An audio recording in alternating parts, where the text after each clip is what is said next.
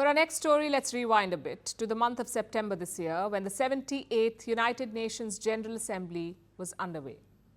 Two leaders held a meeting. Israeli Prime Minister Netanyahu and Turkish President Erdogan. They were smiling, even cracking jokes. It was their first in-person meeting as leaders of their countries. The mood was jovial, almost celebratory. Things were looking up for Turkey and Israel. It seemed like nothing could go wrong, but it did. The very next month, there was war. Hamas versus Israel. And now it's Netanyahu versus Erdogan. They're calling each other names and trading charges. In the latest round, Erdogan has compared Netanyahu to Hitler. They're going to make us long for Hitler too. Is what Israeli Prime Minister Benjamin Netanyahu is doing any less than Hitler? No. As of now, Hitler was not as rich as this one. This one is richer compared to Hitler. He's receiving support from the West. All sorts of support comes from America. And with all of this support, what did they do to more than 20,000 Gazans? They killed them. It's not the first time Erdogan has criticized Israel. He's called it a terrorist state. And he's called Netanyahu, and I'm quoting, the butcher of Gaza, Erdogan's words. But Adolf Hitler is a low blow. Hitler is the same man who killed 6 million Jews. Comparing him with the leader of the Jewish state is an escalation. And of course, Netanyahu has responded. Let me quote from his post. This is what Netanyahu said.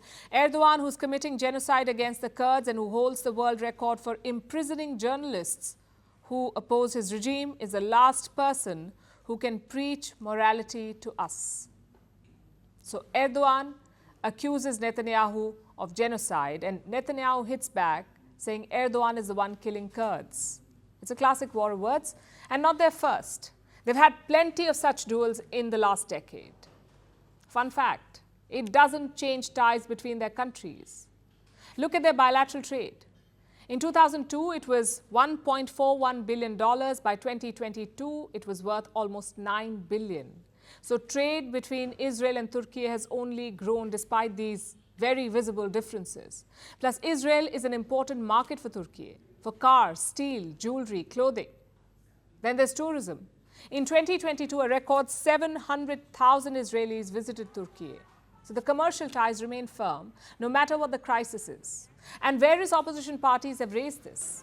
A Turkish opposition leader claims Ankara is shipping thermal clothes to Israeli soldiers, which begs the question, what explains Erdogan's sharp comments on Netanyahu? To answer that, you have to look at how Erdogan operates. He's someone who goes with the tide.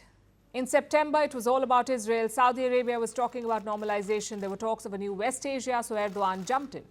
He sought better ties with Israel. He was even going to visit the country. Then came the Hamas attacks. The world condemned it. So Erdogan went on a diplomatic blitz. He wanted to negotiate peace between Israel and Hamas. 83 days later, more than 20,000 Gazans have died. Israel's offensive continues. The world is calling for a ceasefire. And Erdogan has again shifted his stance. He's compared Netanyahu to Hitler. Plus, Turkey has its local elections coming up in 2024. So Erdogan needs to appeal to his voter base. That should explain his recent anti-Israel speeches. He's just tapping into public sentiment. It's shifting in Gaza's favor, and he's playing along. That does not mean that he's tapping out of the gains. Erdogan knows that Israel is crucial for Turkey's economy. So he's making sure that the money keeps flowing in. And that's essentially who this man is, a political chameleon, changing colors to suit the political mood.